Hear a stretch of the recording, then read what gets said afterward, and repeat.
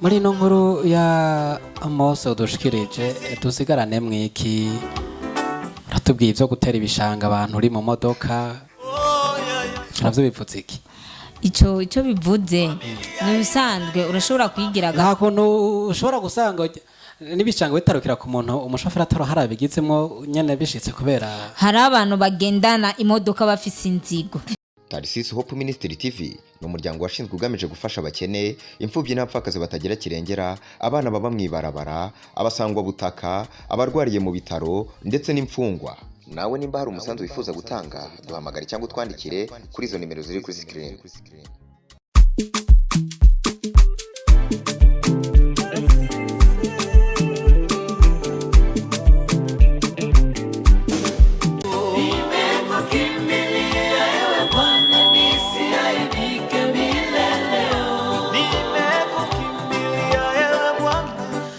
amahoro n'umugisha biva ku Mana nizo tubipfurije mwebwe mudahengeshanya kudukurikirana kuri Tarisisi Hope Ministry TV.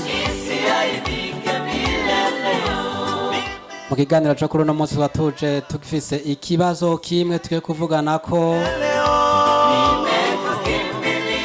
ariko kandi mbanze ndebetse ko kuri mikoro mukiri kumwe na Jonyene Prote turakingiwe canke Mr. Poro. Garutse muri kino kiganiro kugira ngo duce hirya no hino ibibazo ibi na biriya bigenda bihanze abana bariya. Muri ivyo harimwo ama message turewa kuronka duhawe n'umuntu umwe asaba impanuro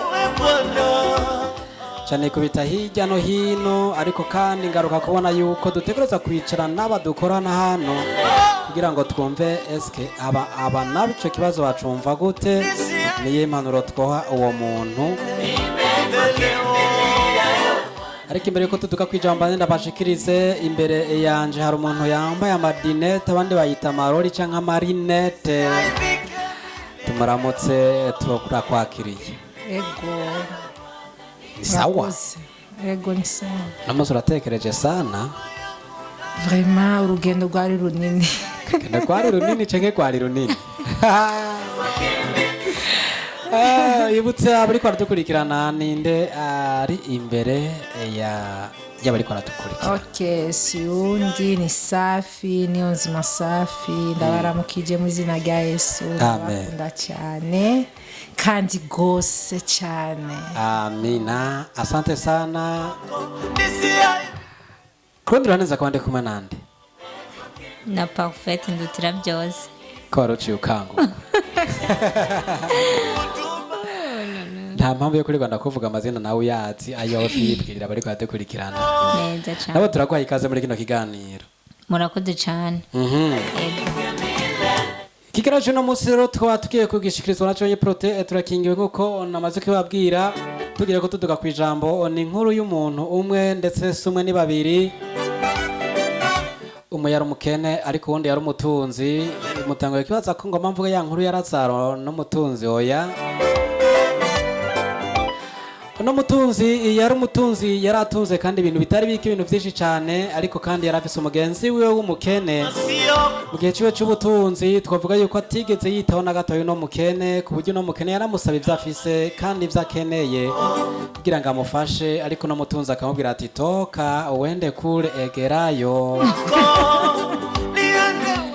Isi irazunguruka, umwe yavuze ngo ugomba kona kw'isi izunguruka uzonywe Sapporo, ariko kandi ntimuce muja kuyinywa oya. Uwo mutunzi reke kirashika ubutunzi nawe buramuherana, Imana ikura kucava igashira hejuru, niko umukozi w'Imana umwe yigeze kubivuga mu ndirimbo. Wa mukene nawe aragegwaho aratunga aragira ubutunzi kandi buteye imbere cyane bukomeye. Wa ndati gusego wimye byarashitse wa mutunzi nawe arabona yuko wa mukene hari camurushije, aravuga ati reka ndamwegere kugira ngo ndabe nanje ko yori nkurira mu gihe no munsi kumbure bikanashoboka nanje akampa n'akazi. Ariko ndabutse neza yuko no mukene yahindutse akaba umutunzi, nawe yarigeze kuba asaba akazi uriya mutunzi arakamwima, aramubwira ngo yegerayo. None ruhigi rwahindukiye wa mutunzi n'ubu yabaye umukene, ni wari karagaruka avuga ati ndasavye umpe akazi. Ikibazo twakibaje none umuntu rero numuvuga izina mwacamu mumenya, ariko reka simave nkoresha no mazina yiwe. Kankoresha ijambo niwe mutunzi uno munsi tuba tuvugane kumwe yahora ari umukene. yatwandikiye atubwira ati none ko uyu muntu igihe yaratunze yaranyirengagije ariko nanje no munsi Imana yaranyibutse nawe ariko aragaruka avuga ngo ndamuha akazi ubwo ni namuha akazi ntihava aca akorokera mu bintu byanje akabigira ivyiwe ko ubutunzi yari yarabumenyereye ni impano nagomba uyu muntu tumufasha iki amuha akazi canke amwihora akamwime nivyo tuje guca hirya no hino rero namwe muraza kuba batumire bacu mu kutwandikira muri comment impande y'inyishu bano bagiye gutanga namwe muraza kutubwira uko muvyumva bandanya mukurikirana ino ndirimbo gato mukanya turagarutse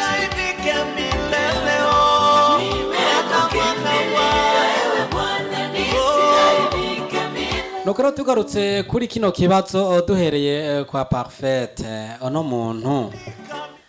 uriya muntu yahora ari mu boss ariko ubu yarakenyura vyumva aje gusaba akazi wa muntu yigera nawe kumusaba akazi akakamwima save senze kikirunda zo gitahura cane uyu muntu umuhanoye iki akazi akamuhe canke avuga ati reka ndamufatira hanye naje na kare yari yarangiriye nabi mu bisanzwe ibyo mbona ako kazi yo kamuha ego kuko nta wama afise ibihe byose birashika ugasanga urabuze ugasanga uje gusega uwo wimye mu bisanzwe rero ako kazi yo kamuha yo kamuha kuko nawe wama byuzuye birashikanye mboye no musore umuguzi atunga ejo uzoshika ukene urondera abantu ni byiza rero yuko ufasha uwundi nyimba akazi kiwe kaheze kare yahora atunze niyitayeho ku byo barapfuye iki n'iki nta muntu akundwa na bose usanga mu gihe yaratunze nawe yaragara ku bandi akagara ku bandi yaratunze mugabo akazi gaheze nicishe bugufi asaba akazi uwo muntu ndibaza ko no musaba yuko yokamuha ku kazi ntakamwima ariko kandi ntumva yuko nawe ari wa wundi nawe yigera kukamusaba kakamwima canke akakari ko karyo keza ko uca mwihora oya si byiza kwihora nakamuhe ukora ikiza ikagusanga imbere inabi nayo iraguherekeza nyimba wene yarakamyimye azohura n'abandi bamukorera inabi mugabo wowe mukorera icyiza uzogisanga imbere ntukamwime pe akamuhe inge twumve Safi nawe kibazo ni ca kindi akaza akamuhe canke avuga ati reka nanje mbaye ndagukomesha nanje wari warangiriye nabi akaza akamuhe canke akamwima jewe shaka gufatira kwa akantu karazaro urabona igihe ujya mukene ya uragenda mwibarabara karondera utuntu n'utundi akagenda kujya mutajira akamubwira ati ngo ima ako kujya ujya mutunze cyamubwira ati ngo genda sha vira imbere ariko rero igihe Lazaro yeruka gufa ujya mutunzi yashatangura kuvuga ngo Lazaro fasha basi n'akanuzenya gatonya basi agatoni basi gatonya k'amazi nawe yacambwira ati wapi ntibishoboka kandi je mbona ko ujya mukene kubera amaze gutunga nawe namugire kwa kundi kwa Lazaro ngene amwihore mu cyama amwihore no suko nyine Bibiliya nyine byagenze ujya mutunzi ari nyine akigana nyine reka nawe Lazaro nawe ujya munuze ujya mukene nawe reka ndamukomesha uko nyine nuko hamuraza guhuza na Parfait mu gihe nawe avuga ati yarakwiye kubirengera akakamuha oya ntushobora guhuza nitwohuza mu bisanzwe niyo kwisunga ngo byarazara iki n'iki oyaha niyisunge rya jambo rivuga ngo uko diciza ugisanga imbere inabi nayo iraguherekeza anibeza kusanga iyi nabi ariyo yamuherekeje gatuma n'akazi Safi avuga ati ntakaronke Safi rero nuko rero urabona yokamuha ko kazi yokamuha niyo kamwima yokamuha Safi wowe navyo Jose ishobora kumuha ko kazi kubera igihe yari afise ntiyashoboye kumbona urabona narinjya urabona nkaza mbuzi ifu mbuzi iki nkagenda yiwe nkabura ngo imabasi nijara basi ngure ifu y'abana bajya nawe akavuga ngo acabwira abajya abakozi bwe mukuru ujya muntu hajya agende none najewe rero nashikiwe nashikiwe. None Safi nta jambo urasoma ngo guhora no kw'Imana? Guhora no kw'Imana ariko rero nibishoboka jewe rero Imana yankumbuye rajewe yankuye niyakoze iciza urazi ko niyakoze iciza ujya mutaji ujya mutunzi nta ciza yakoze none jewe mu iciza gute yogi uwo mukorera iciza kuko n'ijambo ry'Imana ngo nyarucara zova mu ihanga ashobora kuba yararetse kumukorera iciza afise amahera kujya ni kutamenya bantu benshi bagenda babona ko bafise ubwizatunga oroke bijya bizohera rero biheze nuca wishaka kwishura nabi ujya muntu oya umukorera iciza kuko nyarucara zova mu ihanga nivyo bindi nyene by'abantu tudatahura umuntu ashobora gukena no munsi ejo akabatunga umuntu agatunga no munsi ejo akabakenya rero uri umuntu wamenye Imana ntuwitaho ku vy'abantu bavuga ngo ndakenye ngo reka ndamwishure bya bindi nyene kujya kunatamaye bufu kujya kuntu nagenda kwishura kanshurira ku byondo afise imodoka ugasanga nshiye kwishanga ugasanga turatarutse tuvuze sha oya kweri nanje nzogura imodoka ndayibahora oya no bibahora kijya n'igihe cyabo nawe ushize mu gihe cyawe tawura neza ko ari igihe cyawe ubibemwo neza nukore inzigo uzosanga bya bintu byawe gumutera imbere neza etape par etape udashatse kwishura umuntu ikibi yagukoreye sibyiza ya etape yiwe ragoyesha urumva uwo muntu urumva ko aravuga ya etape ngo etape par etape ibiki araciye muri etape yiwe naje etape yiwanje yageze ni ngazi hari ingazi idategerezwa gusimba ego hari ingazi idategerezwa gusimba nyimba ari ibibazo utegerezwa kubicamo mu kuvuga ati imbere ndabona igisubizo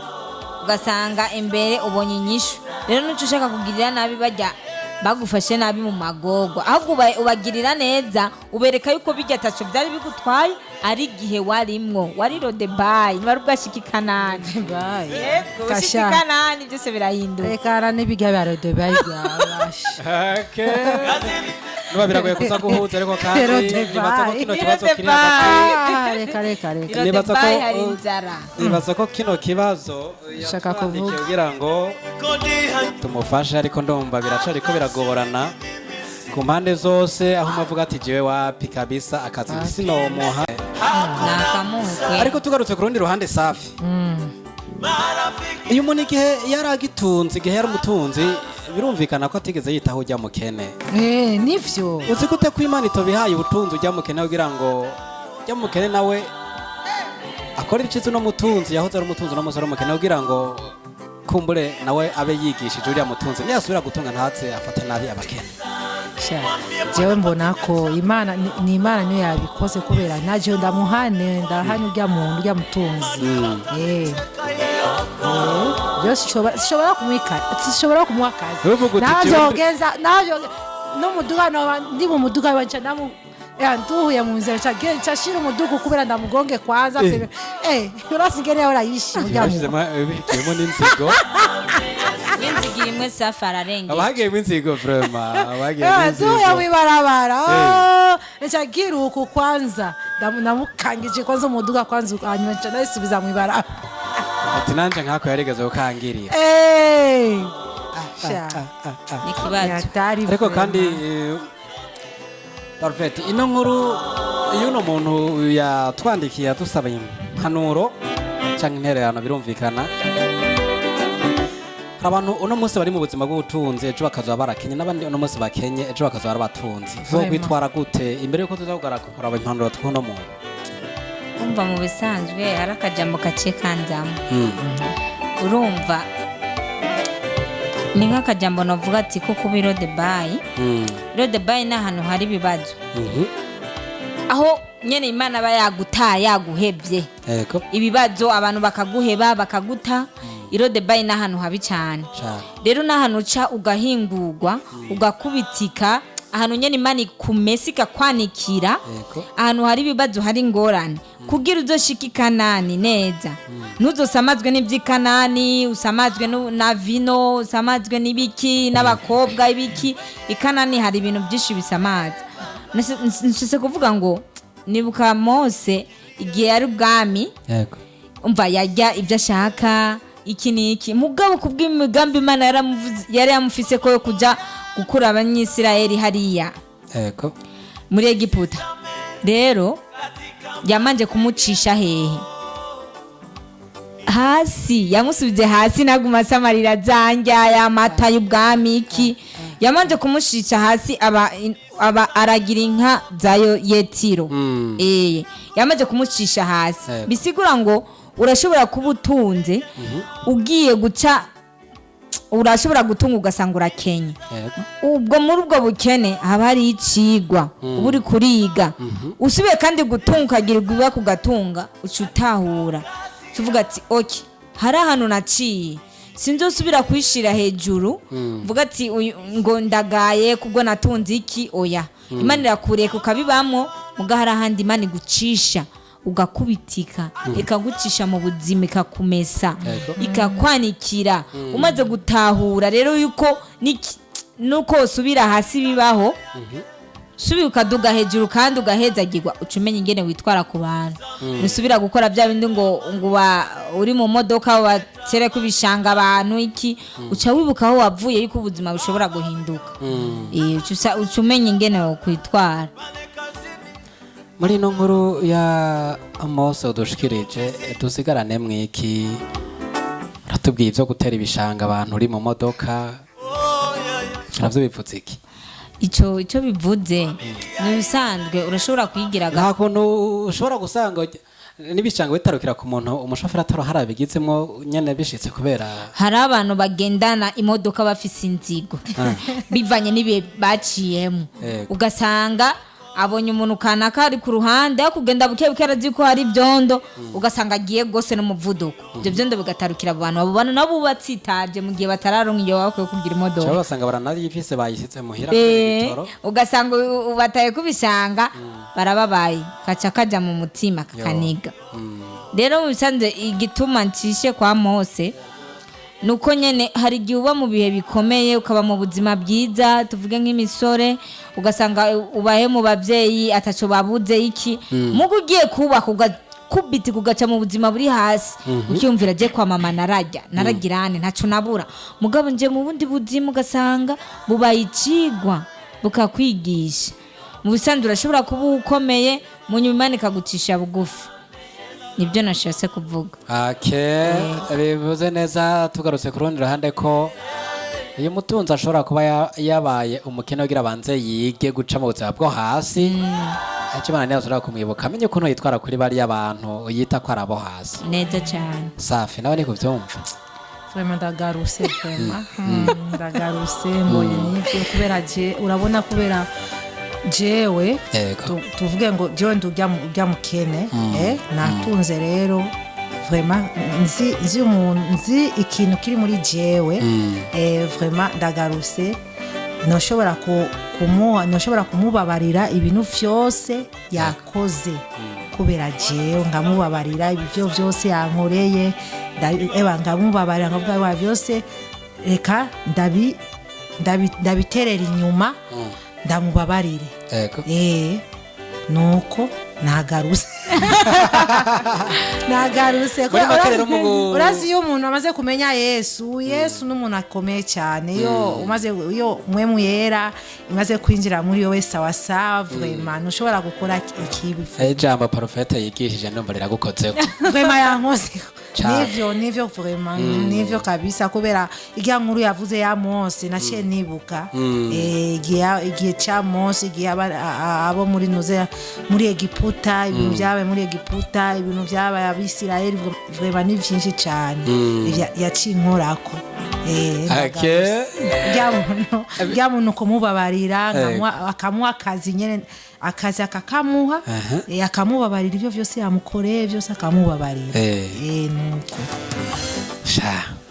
shaye ijambo ry'Imana riragonda kweli vrema ya inaniponda inyundo hariho n'ibinani byadadaye mu gukora ikibi umva bataraba ngo iki niki oya bapfa kugikora uko nyene nabone no batumira yuko bumvirize kino kiganiro kibahindure sibyiza kugira inabi oya je ndafashijwe abuze ngo mvuge mu ndimi ariko kandi mu gusozera kino kiganiro nagomba ndumva mwese mwamaze gushira hamwe mwahurije ku kintu kivuga kiti yotanga imbabazi akibagira ivyabaye ko ivyabaye bishobora kuba vyarabaye muga ujya muntu atariga uno munsi akaba ari kariga akamenya ati isi irazunguruka nibwo butanyoye saporo muri icyo gihe rero Safi uvuga uti ubu je vraiment ndumva akazi nokamuha ntitaye ku vyabaye vraiment akazi nukuri nokamuha neza nkamuha akazi hanyuma nkamubwira biga vyose wakoze sivyo ndakubabariye ivyo vyose wakoze ni ayikukuwa weye yari satani yari muri wewe ikora gukora ikora kutengereza ikora kutembelea ariko aragukoresha okay nuko nyene vraiment ariko rero ariyo inoze ivyo ngomba kuvuga ariyo abamama usanga umumama afisinja bajya abamama n'ukuri iki kiganiro bakikurikiranye neza nimba ariho abantu bariko bazodukurikirana kandi basubire kukikurikirana iki kiganiro ni sawa kandi ni ciza cyane vraiment nimba ufise injya mu nzu cange watesa ibintu vyinshi nusesa zonjya mu yarara wofu murondera abantu bamwibarabara ariho abantu bamwibarabara ariho bakene ariho abantu usanga mwibarabara na ninuze na akantu gatonya sinzi akamanyu kinuze akumusima ukabamagara ukabiziganja ukabahereza ziganja bakajya kubera Imana yavuze ngo Mungu alituambia ukikamata chakula kikimwanga ile baraka yako na kuwa Mungu anakuwa naona hiyo baraka yako na kurudisha nyuma hiyo baraka yako na pasho yani unaita wale wa maskini unawapatia ile chakula unawapatia wanakula nao kabisa iyo faje byo kujya kagendo kabimena cyo kabisesa si sawa umugisho wawe kurasubiza inyuma ibuka ko hari abandi bashonje kandi bari babikeneye byari kubafasha cyane nuko byo bitako bitagezweho hari ababirose bavuga bati nk'ibitweruka kubunane okay mu gusatira kino kiganiro birumvikana ko tugiye turose umuti wanashima turose n'impanuro dutekerera uno muntu nkuko ari yadusabye ko twamuhanura kuko umwanya wahariwe kino kiganiro ndabona ugiye kurangira birumvikana ko twese duhurije kuri no jambo rivuga ngo uno muntu namuhe akazi atitaye ku ngorane bagiriraniye muri kahise kuko kiriya gihe nico coba gitumye no musi Imana itumujya muntu akena kugira ngo agaruke banze yige yumva ubuzima bwo hasi ukuntu bumeze yumva uburuhe bwo gusaba umuntu akakwima kandi nawe warushoye no kwiha warigeze no kwiha muri make uyu muntu yahoze ari umukene ariko no musika ari umutunzi natanga akazi nafasha abo bandi nibwo baba barigeze gutunga bakabona umunsi bari hasi muyavuze ngo isi nisakaye nawe wonyaye ko nawe birashobora gusura bigahindukira bwa buzima bwakera bukagaruka wa mutunzi ariko aramusaba akazi yigeze ko batunze no musa kabakenye ubutunzi bukamusubira ko wa mukene wakongera akamurondera ariko iki nico gihe cyo kubaka ubucuti cyangwa ubumwe hagati yabo kugira ngo kwisi zunguruka ntiyazunguruka igasubira kumusubiza mu bukene nawe aze yongere yituriho ndo turibuka igihe wazananje ko nakuzamuye muri make dusozere kino kigera duhurije kuri kino kintu ko abantu dukwiye gufatana amaboko tugafatana mu nda ugufise akitaho ubudafise n'ubudafise no akabona kujya afise atoca avuga ngo nakare ngo afise kubera amadayimoni ngibiki nagena nawe madayimoni yarondera guhe muri makero dukwiye kubahana ubufise ko ubudafise n'ubudafise no agaca bugufi imbere y'ubufise ariko nawe ubufise n'ucu ugomba ngo bagufukamire uko Imana niyo gufukamirwa yonyene ubufise ico ufashije umugenzi ukimufashishe dusozere duha ijambo parfaite ubivuze kwiki mu bisanzwe ico no bivuga ko ufise nawe udafise nk'ujya mu Imana bidusaba yego ufise nahe udafise kuko ibihe birahinduka ego iminsi irahinduka ubuzima burahinduka ino musi ufise muhe n'udafise kuko ejo hiwe nahuze cyangwa cyaba muri ibyo ngo uzi iby'iwanje imana izi iby'iwanje Yego. nawe uzi iby'iwawe yavuze ngo aho yankuye nije ndahazi Nije ndahazi. Je ndahazi Neza nta wundi wo cyane. kuhamenya uza hawe naje nza hanze nuko okay. mu bisanzwe ntawe uzi iby'imana yateguye imbere kuri kazoza y'umuntu Yego. nicyo gituma mucira imanza ngo arakenye sinamufasha mufashe kuko we nyimba adashobora kugufasha ashobora gufasha urubyaro rwawe Yego. cyangwa abuzukuru bawe abuzukuru uza ugasanga icyiza wakoze nikibora cyamaho ibihe byose nuko murakoze cyane kwa Safi vraiment nuko nyene ngene parfait yavuze je ngiye kongereza ko gusa gatonya no muri Bibiliya avuga ngo kunda umugenzi wawe nuko wikunda nuko nyene ibyo parfait yavuze sishobora kongereza ko nyinshi nibyo ngomba kuvuga gusa nkeya kongereza ko gusa dukenya yego sha dukenya nuko ego no urukundo ni upendo ni nzuri sana rukundo ni ikintu cyiza cyane ni kitu bora sana yani ukishakuwa na upendo vraiment utanisha mnaishi katika usalama penda jirani yako kama gisi unavyojipenda jirani yako akikosa chumvi mpe chumvi akikuya kulomba chumvi mpe chumvi akikuya kwambia seli mimi nakosa kanguo angalia jirani yako alikosa nguo naona kila siku anakiaka na nguo moja ukanisa muangalie na wewe kale kanguo nampatie kale kanguo kamoja kale kakani kanguo kayulu mpatie kama ni kapantalo wende kapantalo mpatie kapantalo njoo gisi upendo sio kusema se upendo eti ni kujipenda mwenyewe Mungu pako wengine anageuza Biblia sanga Mungu alisema tujipende kwanza sisi wenyewe sana njoo gisi wa mingi wanasema ngo urukundo maana yavuze ngo tuikunde kwanza twenyewe oya hiyo bino nibibaho kunda mugenzi wawe kuko mugenzi wawe uko wikunda uko nakora busanzwe wikunze nyene aje ufata ngo ibyo nohe nakareka manze ndavyihe nikunda aro nabandi rero bafata ariho n'abandi bafata inuzenya imuzu wayo wundi umuzanye ushitubwa ngo ngo uca rya muzu ni je namuhaye acatangura kandi kuyo ngo je namuhaye ako kantu je byiza byose uba wamukorera bipfuye ubusa kuko jambo ry'Imana avuga ngo icyo kuryo gukoze ubamfunika ukabimenya si byiza guca uhaye umuntu ikintu ukavuga ati ni je namuhaye naka bijya biba bipfuye ubusa naco biba bimaze kabisa Safi tubashimire kwa mwitavye butumire bwa kino kiganiro ubwe mwarabatumire ariko kandi abashitsi basangwa tubashimire kuba mwitavye ubutumire bwa kino kiganiro murakoze cyane Imana ibahezagiye amina parfait nawe tugushimire twitsere ko ejo ntihagiye udutura ikibazo kifuza ko tumutorera inyishu tuzobikora ko mukagaruka murakoze cyane muri Tati Shop Ministry harimo impano nyinshi cyane nuko je nafashijwe hanamaze yego n'ubutumwa turabuvuga ko hano bamwe tworangiza igano nkaja kuruhuka nkerekwa ivy'ijuru kuko numva ndi mu mavuta vraiment ijambo ry'Imana ryo Mose yagize uko bani mu nyagabura nk'uko imutwara mu banzu uragire sobu nka kwa Yotiro hariya Yetiro ya vraiment gezaho numvise nuko mwakoze kwita ubutumire bwacu mwakoze cyane nuko ro mu Kirundi baraciye umugani ngo wihora uwawe ukamara umuryango kandi ngo ntibagira ntibana wagukoreye inabi reka kwimvira kumwihora kuko guhora no kwimana kiganiro twabateguye hano kirangiriye tuze dusubire duhure mu bindi biganiro bizokurikira kuri mikoro mwere kumwe na Jenyine Prote turakingo cenke Mr Poro abatumire yari Safi ari kumwe na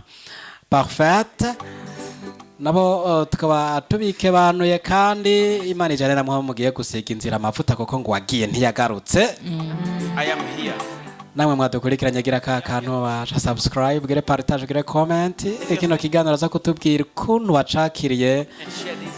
tubwire namba wifuza nawe ko hari ikibazo vise wifuza yuko tugufasha gutorera inyishu bazakora nimero ya telefone aha munsi mu ntango z'iganiro hanyuma ashaka kwakura abazokwakira zotezwa duhera raporo ati umvirizo no muntu umuti tuvugutire hamwe birangira uwari yimbanya akazi agatanze naho ubutaha bye don't allow to Tarsis Hope Ministry TV ni umuryango washinzwe ugamije gufasha abakene, imfubyi n'abapfakazi batagira kirengera, abana baba mwibarabara, abasangwa butaka, abarwariye mu bitaro ndetse n'imfungwa. Nawe nimba hari umusanzu wifuza gutanga, duhamagare cyangwa utwandikire kuri izo nimero ziri kuri screen.